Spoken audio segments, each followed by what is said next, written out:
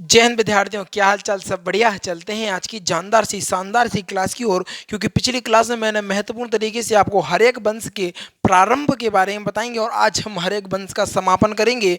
और फिर कल जो स्टार्ट होगा वो अजात शत्रु स्टार्ट होने का कार्य करेगा, जो कि आपके एग्जाम के लिए तथा आपके जीवन के लिए अति महत्वपूर्ण होने का कार्य करता है। चलते हैं आज की जानदार सी शानदार सी क्लास की ओर। लेकिन विद्यार्थियों याद रखिएगा, यदि जो लोग कहते हैं ना, परिवार वाले मिल जाते हैं बहुत सारे लोग और कहते हैं भैया तुझसे ना हो पाएगा, छोड़ दे पढ़ाई और कुछ काम करने लगन, तो उनसे कह देना, क्या उनसे जाके कह देना कि हमसे ही हो पाएगा, हमारे सर ने कहा है। क्या उनसे कह देना कि ना, हमारे सर ने कहा है हमसे ही हो पाएगा। विद्यार्थियों, बशर्ते शर्त number 1 daily revision, weekly revision करना पड़ेगा। शर्त नंबर 2 डेली वीडियो को पूरा पूरा देखना पड़ेगा। शर्त नंबर 3 रेगुलरिटी मेंटेन करनी पड़ेगी। और ये 3 कर लिए ना तो कहते हैं 3 टिकट महाविकट, यानी ये 3 फॉर्मूले आपके जीवन में समझ लो इतने बेहतरीन साबित होंगे जो आपने सोचा नहीं होगा, इतने गजब शानदार जानदार सा कार्य करेंगे।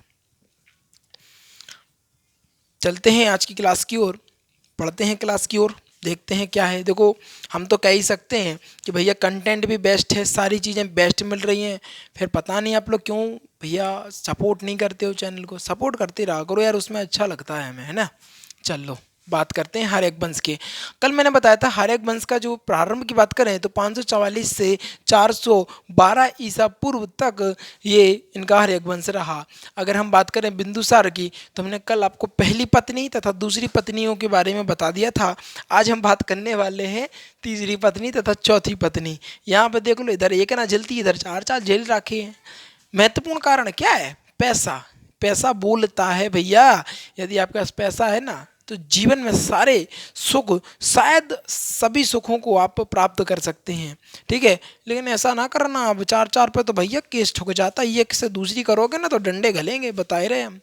ये इनकी बात दूसरी है, इनका तो कुछ अलग ही लेवल की कहानी है भाई साहब, ठीक है ना। वो दौर दूसरा था, ये दौर दूसरा है, ठीक है। हाँ, तो बात करें बिंबिसार की बात करें तो बिंबिसार की जो तीसरी पत्नी थी, तीसरी पत्नी कहाँ से थी? पंजाब से बिलोंग करती थी। पंजाब के मंद्र मद्र कुल की राजकुमारी क्षेमा थी। कौन थी? राजकुमारी क्षेमा। एग्जाम में पूछा गया है कि बताइए जो बिंबिसार था, बिंबिसार की तीसरी पत्नी का क्या नाम था? क्या नाम? बिंबिसार। हाँ भैया जी, जो बिंबिसार था उसकी तीसरी पत्नी का क्या नाम था? कहना सर जो बिंबिसार है ना उसकी तीसरी पत्नी है ना जो, उसका नाम क्षेमा है। क्या है? कहना सर जी क्षेमा है, क्षेमा था, सॉरी, है ना। अगर बात करें बिंबिसार, बिंबिसार की चौथी पत्नी, बिंबिसार की जो चौथी पत्नी है उसको आम्रपाली क्या नाम था? उनका क्या नाम था? कहना सर आम्रपाली था, जो कि वैशाली की गणिका थी। क्या थी? वैशाली की गणिका थी। कौन थी भैया जी? वैशाली की गणिका थी। बिंबिसार की चौथी पत्नी कौन थी? कहना सर बिंबिसार की जो चौथी पत्नी थी वो आम्रपाली थी। कौन थी? कहना सर आम्रपाली थी। बिंबिसार की जो चौथी पत्नी रही वो आम्रपाली है। और आम्रपाली थी जो कि वैशाली की गणिका थी। कौन थी? वैशाली की गणिका थी। पॉइंट नंबर 3 की बात करें तो बिंबिसार अपनी पत्नी पत्नी चिलेना चिलेना से प्रभावित होकर जैन धर्म को अपना लिया था। किससे? चिलेना से प्रभावित होकर जैन धर्म को अपनाने का कार्य किया था। किसको? कहना सर जैन धर्म को अपनाने का कार्य किया था। और मैं बता चुका हूं, अब आप लोग हमें कमेंट में बताएंगे कि जी बिंबिसार की कौन सी पत्नी है। तीसरी चौथी तो आज बता दी, इसमें से या तो पहली होगी या दूसरी होगी, ये भी आप पे डिपेंड करता है, आप कौन बताएगा। जल्दी से बताइए भैया जी हमें, ठीक है। हाँ, आगे देखो, बिंबिसार के पिता कौन थे? बिंबिसार का जो पिता था वो भटटिया। कौन था? भटटिया था। कौन था? बिंबिसार के जो पिता का क्या नाम था? कहना सर बिंबिसार के जो पिता थे, पिता को भटटिया का था। कौन था? भटकिया था, भटटिया, भटटिया था। अगर हम पुराणों की बात करें तो पुराणों में बिंबिसार को क्या बोलते थे? छेड़िक बोलते थे। क्या बोलते थे? छेड़िक बोलने, छेड़िक कहा जाता था। अगर अगले पॉइंट की ओर बने, इसके समय अवंतिका के राजा चंद प्रधोत को एक असाध्य असाध्य रोग, यानी इसको बोलते हैं लाइलाज बीमारी। सीधा करो यार, लाइलाज बीमारी हो गई। अब लाइलाज बीमारी हो गई ना इन्हें, तो लाइलाज बीमारी को ठीक करने के लिए बिंबिसार ने क्या किया, अपने राजवैद्य यानी जीवक को भेजा। भैया जी जीवक था ना, कतई जहर वैद था। क्या था, कतई जहर वैद था। भाई साहब इतना ज्ञान था ना, इसको अपर लेवल का ज्ञान था भाई। आयुर्वेदिक का बहुत अच्छा ज्ञाता कहा जाता है जीवक को। और ये बिंबिसार का राजवैद्य था, और बिंबिसार ने ही चंद्रप्रद्योत का उपचार किया था। उसको ऐसी बीमारी हो गई थी जो कि लाइलाज बीमारी थी। जीवन जीवक जीवक ने इलाज से क्या था, इलाज से चंद्रप्रद्योत का स्वास्थ्य कैसा होने लगा, कहना सर उसका स्वास्थ्य अच्छा हो गया, स्वस्थ होने लगा। क्या होने लगा, स्वस्थ स्वस्थ हो गया। क्या हो गया, इलाज से क्या होने गया, कहना सर जी स्वस्थ हो गया। उन्होंने अवन अवंती अवंती अवंती को मगध के अधीन कर लिया। क्या किया, उन्होंने अवंती को मगध के अधीन कर लिया। ठीक है। अब कौन था ये अवंती, कौन था, अवंतिका के राजा कौन थे, चंद्रप्रद्योत। चंद्रप्रद्योत था तो इसको लाइलाज बीमारी हो गई। अब लाइलाज बीमारी का इलाज करने के लिए इन्होंने एक राजवैद्य भेजा, अपना बिंबिसार ने अपना राजवैद्य भेजा जिसका नाम था जीवक। और जीवक ने ऐसी लाइलाज बीमारी का इलाज करके वो इसका स्वास्थ्य है जो अच्छा कर दिया और स्वस्थ हो गया वो। लेकिन उन्होंने अवंती को क्या कर लिया, मगध के अधीन कर लिया। अब उन्होंने कहा भैया जो अब अवंती है ना ये हमारा है, यानी हमारे अंडर कार्य करेगा अब। ठीक है। और अंगराज्य को जीतकर मगध साम्राज्य का, अंगराज्य था एक, अंगराज्य को जीतकर मगध साम्राज्य का विस्तार किया। क्या किया, मगध साम्राज्य का विस्तार किया। मैं आपको बता दूं पहले के समय में क्या होता था, जैसे आज भी यही है यार, अब तो बस नज़रिया बदल गया, अब चीज़ वही है।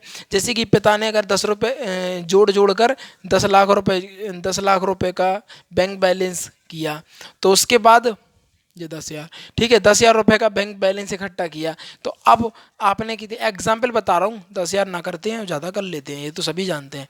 अब आपने उनके बिजनेस में कितना कार्य किया, जैसे हम बता दें आपको, अडानी ग्रुप्स कहें, अंबानी की बात करें, बड़े बड़े लोगों की बात करें, तो इन्होंने अपना बिजनेस जब उनके पिताजी ने दिया तब कितना था, और अब उनके बेटों की वजह से कितना बढ़ा, और उसके बाद और बढ़ता जाएगा। यानी उनको बेटे को बढ़ाना, उसके बेटे को बढ़ाना, यानी बड़ा साम्राज्य। इसी प्रकार पहले हुआ करता था कि जो पुत्र का कर्तव्य होता क्या होता था कि अपने पिता का जो साम्राज्य उसको विस्तार करे, उसको बढ़ाने का कार्य करे। इसी आज भी यही है यार, अपने पिता की संपत्ति को बढ़ाना है ना, उनके जो क्या बोल सकते हैं बड़ा व्यापार है अगर, तो उसको विस्तार करना, ये सारी चीज़ें। अगर हम बात करें, बिम्बिसार छोटे राज्यों को युद्ध करके जीत लेते था, जिससे वैशाली जीत लेता था। लेकिन इसने क्या किया, एक बार वैशाली पर भी आक्रमण कर दिया, लेकिन वो उस आक्रमण में हार गया और उसको जीतने में असफल हो गया। क्या हो गया, क्या हो गया, कहना सर वह असफल हो गया। ठीक है।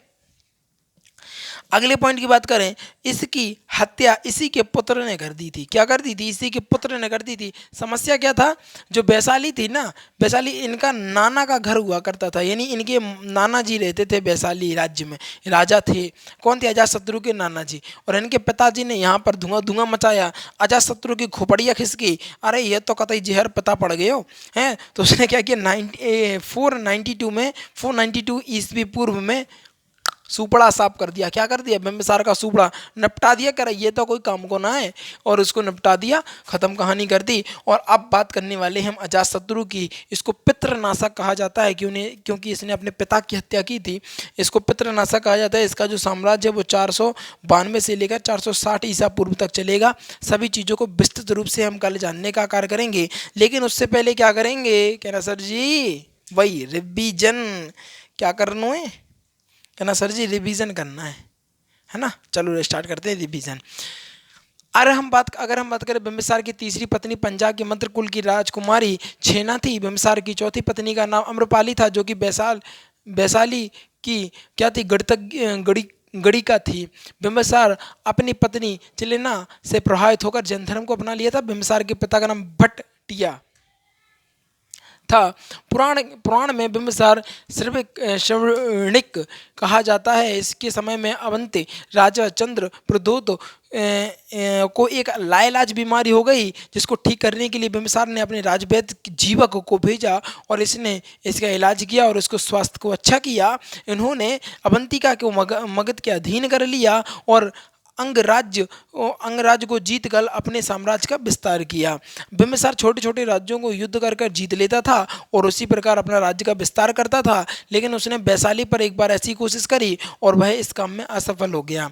इसके बाद इनकी हत्या इसके पुत्र नहीं अजातशत्रु ने 492 ईसा पूर्व में कर दी थी। और कल हम विस्तृत रूप से पढ़ेंगे अजातशत्रु को। बताइए क्लास में दम था कि नहीं था? भैया क्लास में दम था, कंटेंट में दम था। और बता दें आप पढ़ लेंगे ना तो आप में भी वही दम आ जाएगी। क्या वही दम आ जाएगी? कंटेंट जानदार शानदार है भैया, बस पढ़ने का नजरिया चाहिए, आपको पढ़ना चाहिए, बकाया सब बेहतरीन रहेगा, गजब अपर लेवल का।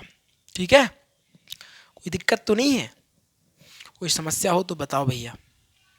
ठीक है, चिंता मत करो, सिलेक्शन तो होना ही होना है। ठीक है, ये मत कभी सोचा ही ना करो कि सिलेक्शन होगा नहीं। ये हमेशा एक पॉजिटिव रखा करो अपने दिमाग को, ये सोचा करो नहीं वो सिलेक्शन हमारी, वो सीटी हमारी है यार। क्या वो सीटी हमारी है? नहीं, वो होगा, क्या होगा। कभी निगेटिव थॉट अपने माइंड में नहीं आने चाहिए, है ना। बढ़ते रहो आगे, सब कुछ अच्छा होगा। ठीक है, तो भैया डेली रिवीजन आप वीकली रिवीजन में फोकस करेंगे, अपने हाथों से नोट्सों को बनाएंगे, यही महत्वपूर्ण है। और जो विद्यार्थी नए हैं वो जल्दी से वीडियो को लाइक करेंगे, चैनल को सब्सक्राइब करेंगे और शेयर करके आएंगे अपने यार दोस्तों और चाहने वालों के साथ, क्योंकि आज की जो वीडियो थी कहीं ना कहीं बेहतरीन गजब लाजवाब होने का आकार कर रही थी। इन्हीं चंद शब्दों के साथ विदा लेना चाहूँगा। जीवन में आनंदित रहिएगा और आगे बढ़ते रहिएगा। Thanks for watching. और इसका स्क्रीनशॉट ले लीजिएगा महत्वपूर्ण तरीके से, जल्दी से इसका स्क्रीनशॉट लो भैया जी, जल्दी से इसका स्क्रीनशॉट करो भैया। कैप्चर जी तो